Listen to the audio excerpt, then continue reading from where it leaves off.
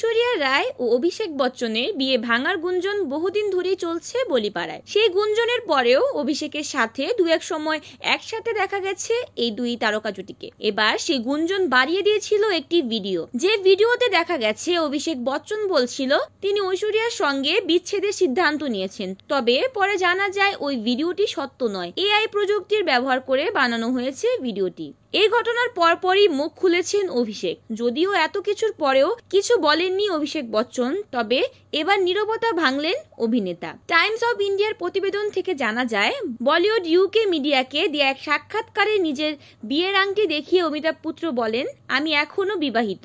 এরপর বিচ্ছেদের গুঞ্জন নিয়ে অভিষেক বলেন, এই বিষয়ে আমার আপনাদের কিছু বলার নেই, আপনারা সবাই বিষয়টি নিয়ে একটু বাড়াবাড়ি করে দিয়েছেন, যা খুব দুঃখের। আমি যদিও বুঝতে পেরেছি কেন আপনারা এমনটা করছেন, আপনাদের কিছু গল্প বলতেই হবে, বিষয়টি এমন হয়ে গিয়েছে।